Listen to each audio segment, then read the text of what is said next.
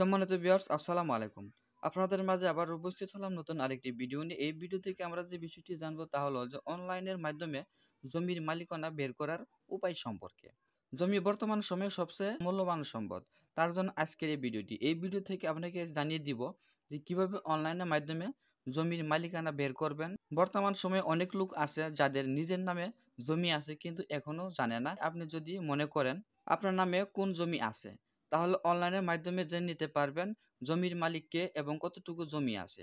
তাই আপনি যদি অনলাইনে জমির মালিকানা বের করার উপায় জানতে চান তাহলে এই ভিডিওটি আপনার জন্য। আমরা জানি যে বাংলাদেশে ভূমি মন্ত্রণালয়ে ভূমির সকল সেবা এখন ডিজিটাল প্রযুক্তির মাধ্যমে ব্যবহার করা হচ্ছে। তার ফলে জমির খতিয়ান বের করে নিতে কিংবা জমির মালিকানা বের করার উপায় অনেক সহজ হয়ে গেছে। কারণ বর্তমান সময়ে অনলাইনে ইন্টারনেটে সার্চ করলেই তাৎক্ষণিকভাবে জমির খতিয়ান এবং কি জমির মালিকানা খুঁজে বের করা সম্ভব। আমরা জানি যে অনেক লোকের বাবা মা দাদা দাদি মৃত্যুর আগে জমি রেখে যান, কিন্তু তার ওয়ারিশগণ সেটি খুঁজে পায় না। আবার দেখা যায় যে জমি ক্রয় বিক্রয় করতে গেলে দালালের হাতে পড়ে অনেক আর্থিক ক্ষতি হয়। তার জন্য আপনার যদি ভূমি সম্পর্কে কোনো ধারণা নাও থাকে, তা সত্ত্বেও নিজের বাবা মা দাদা দাদির রেখে যাওয়া সম্পত্তি হিসাব নিজে রাখতে পারবেন। তো জমির মালিকানা এবং খতিয়ান বের করার আগে আপনাকে কিছু বিষয় জানতে হবে, বা খতিয়ান কি এবং কি কাকে বলে এই বিষয় সম্পর্কে জানতে হবে। তো চলুন প্রথমে আমরা জেনে নেব যে জমির মালিকানা বের করার বিষয় সম্পর্কে এবং কি খতিয়ান বিষয় সম্পর্কে। তো প্রথমে আমরা জানবো যে খতিয়ান ও পর্চা কি। খতিয়ান কি, পর্চা কি? খতিয়ান বলতে যা বোঝায়, পর্চা বলতেও তাই বোঝায়। মানে খতিয়ান এবং পর্চা দুই জিনিসটি একই জিনিস। যার নামে জমির খতিয়ান তার নামই পর্চা। অনেক এলাকা বা গ্রামে এটিকে বিভিন্ন নাম ধরে ডাকা হয়। জমির মালিকানা প্রমাণ করার জন্য সরকারি যে দলিল রয়েছে তাকে খতিয়ান বলা হয়। আইনের ভাষায় বলতে গেলে যে সরকারিভাবে জমির জরিপ করার সময় জরিপের বিভিন্ন ধাপ অতিক্রম করে চূড়ান্তভাবে বাংলাদেশ ফর্ম নং 5462 এই ভূমির মালিকানা দাগ নং এর বর্ণনা সহ যে নথি প্রকাশ করা হয়ে থাকে তাকেই খতিয়ান বলে। তো এখন আমরা জানবো যে খতিয়ান বা পর্চাতে কোন কোন বিষয়গুলো উল্লেখ থাকে। জমির খতিয়ানে জমির মালিকানা সহ আরো অনেক কিছু বিষয়গুলো উল্লেখ থাকে, যেগুলো হলো যেমন দাগ নম্বর, মৌজা নং, খতিয়ান এবং বাট্টার নং, এরিয়া নং, জমির দখলদাতার নাম, ঠিকানা, পিতার নাম, মাতার নাম। এছাড়া থাকে আরো যে দখলদাতা এর জমির অবস্থা, কত শতাংশ জমি এবং জমির সীমানা, জমির মালিক এর নাম, ঠিকানা ও পিতার নাম। জমির খতিয়ান তৈরি করার সময় খাজনার পরিমাণ ও 28, 29, 30 বিধি মোতাবেক নির্ধারিত খাজনা উল্লেখ করা থাকে। খাজনা বৃদ্ধির কারণ থাকলে তার বিবরণও দেওয়া থাকে। 26 ধারা মোতাবেক নির্ধারিত খাজনা, নিজস্ব জমি হলে তার বিবরণ, এছাড়া ইজারাকৃত জমির জন্য জমির মালিক এর অধিকার ইত্যাদি উল্লেখ করা থাকে। তা খতিয়ান কত প্রকার?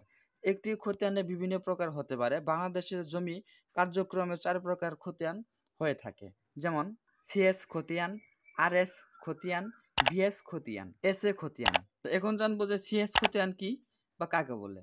সিএস খতিয়ান 1940 সালে ব্রিটিশ শাসন আমল সরকার জরিপ এর মাধ্যমে যে খতিয়ান প্রস্তুত করা হয়েছিল তাকে বলা হয় সিএস খতিয়ান। তারপর রয়েছে এসএ খতিয়ান। এসএ খতিয়ান কি বা কাকে বলে? 1950 সালে রাষ্ট্রীয় অধিকার গ্রহণ আইন 27-31 ধারা অনুযায়ী 1956 সাল থেকে 1960 সাল এর যে খতিয়ান প্রস্তুত করা হয়েছিল তাকে বলা হয় এসএ খতিয়ান। আরএস খতিয়ান কি বা কাকে বলে? আরএস খতিয়ান বাংলাদেশের সরকার 144 দ্বারা যে খতিয়ান প্রস্তুত করার উদ্যোগ নেওয়া হয় তাকে আরএস খতিয়ান বলা হয়। তারপর রয়েছে বিএস খতিয়ান। বিএস খতিয়ান কি বা কাকে বলে? 1998 সাল থেকে 1999 সাল হইতে চলমান জরিপকে বিএস খতিয়ান বলা হয়। বর্তমান সময়ে এই খতিয়ান বাংলাদেশে চলমান আছে। অনলাইনে জমির মালিকানা কিভাবে বের করব এই বিষয়টি আমরা এই ভিডিও শেষের দিকে জেনে নেব। বর্তমান সময়ে জমির মালিকানা জানার জন্য আপনি দুইটি উপায় ব্যবহার করতে পারবেন। যেমন আপনার খতিয়ান সম্পর্কে যদি আপনার কোনো সন্দেহ থাকে তাহলে নিকটস্থ ভূমি অফিসে গিয়ে খতিয়ান এর ভলিউম থেকে বিস্তারিত জানতে পারবেন। আপনার যদি খতিয়ান এর মিল থাকে তাহলে আপনার খতিয়ান ঠিক আছে, যদি মিল না থাকে তাহলে আপনার সাথে জালিয়াতি করা হয়েছে মনে করবেন। অনলাইনের মাধ্যমে জমির মালিকানা বের করার উপায়। অনলাইনে জমির মালিকানা বের করার জন্য আপনার দরকার হবে একটি স্মার্ট মোবাইল এবং ইন্টারনেট কানেকশন। জমির মালিকানা বের করা কেন প্রয়োজন?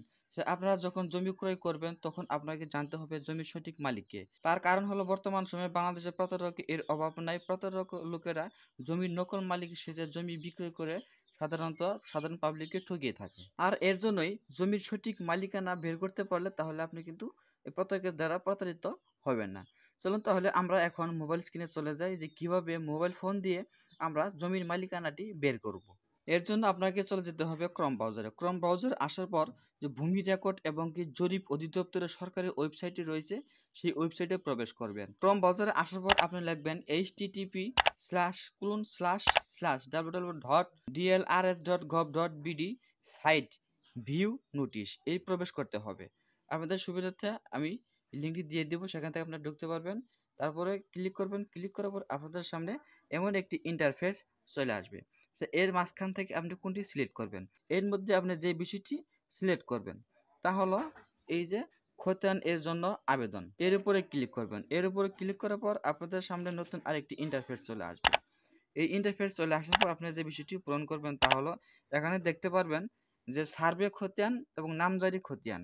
আপনাকে বের করতে হবে কি নামজারি খতিয়ান, এখানে ক্লিক করবেন। এর উপরে ক্লিক করার পর আপনার সামনে একটি ফর্ম চলে আসবে, এই ফর্মটি আপনি সঠিকভাবে পূরণ করবেন। এখানে রয়েছে বিভাগ, তারপর রয়েছে জেলা, উপজেলা, মৌজা, খতিয়ানের তালিকা বা খতিয়ান নং। এই বিষয়টি আপনাকে সঠিকভাবে পূরণ করতে হবে। বিস্তারিত আপনারা দেখতে থাকুন কিভাবে আমি করি, আপনারা এভাবেই করবেন, তাহলে আপনার একজন জমির মালিক বের করতে পারবেন। প্রথমে রয়েছে যে বিভাগ, আপনার কোন বিভাগ রয়েছে সেই বিভাগটি দিয়ে দিবেন। আমার যেহেতু ময়মনসিংহ বিভাগ, আমি ময়মনসিংহ বিভাগ সিলেক্ট করছি। তারপর রয়েছে জেলা, জেলা হলো জামালপুর। তারপর উপজেলা মাদারগঞ্জ। তারপরে মৌজা, মৌজা কোনটি, এই মৌজা বিষয় সম্পর্কে আপনি একটু আগে থেকে জেনে নেবেন যদি জানা না থাকে। যদি আপনি এখানে খুঁজতে আপনার সমস্যা হয় তাহলে আপনি এখানে সার্চ বারে লিখে দিবেন, লিখে দেওয়ার পর সার্চ দিলেই সরাসরি সেই মৌজাটি চলে আসবে। সার্চ দেওয়ার পর আপনি নামটি পেয়ে যাবেন। তারপর এখানে সিলেক্ট করে দিবেন যে গুণেবাড়ি, যে আমার রয়েছে 93 গুণেবাড়ি। আপনার মৌজা হিসেবে যে নাম থাকবে সেই নামটি এখানে সিলেক্ট করে দিবেন। মৌজা সিলেক্ট করার পর আপনার এখানে খতিয়ান, অনেকগুলো খতিয়ান দেখাবে, এর মধ্যে আপনি স্ক্রল ডাউন করে একটি একটি করে দেখে নেবেন। যদি এর মধ্যে আপনার খতিয়ান থাকে তাহলে আপনি এখান থেকে সরাসরি দেখতে পারবেন। আর যদি খতিয়ান না থাকে অন্য প্রান্তে আপনাকে এই খতিয়ানটি সংগ্রহ করতে হবে। আমার এখানে খতিয়ান হলো 838। এখন আমি এখানে খুঁজে জিনিসটি বের করে নেব যে 838 খতিয়ানটি কোথায় রয়েছে। এখানে রয়েছে 838, 38টি সিলেক্ট করলে আপনি জানতে পারবেন জমির মালিকটি কে। সিলেক্ট করার পর আপনি ডাবল ক্লিক করবেন। ডাবল ক্লিক করার পর আপনার সামনে আরেকটি ইন্টারফেস চলে আসবে। এখানে দেখতে পারবেন যে খতিয়ান নং 838 নামজারি। যে এখন সব কিছু জানার জন্য এখানে দেখতে পারবেন যে বিস্তারিত একটি লেখা রয়েছে, এর উপরে ক্লিক করবেন। এই বিস্তারিতের উপরে ক্লিক করলে আপনি সমস্ত কিছু বিষয়গুলো জানতে পারবেন। এখানে রয়েছে দাগ নাম্বার, এখানে দাগ হলো 21, 22 এবং কি মালিক এবং কি দখলদাতা।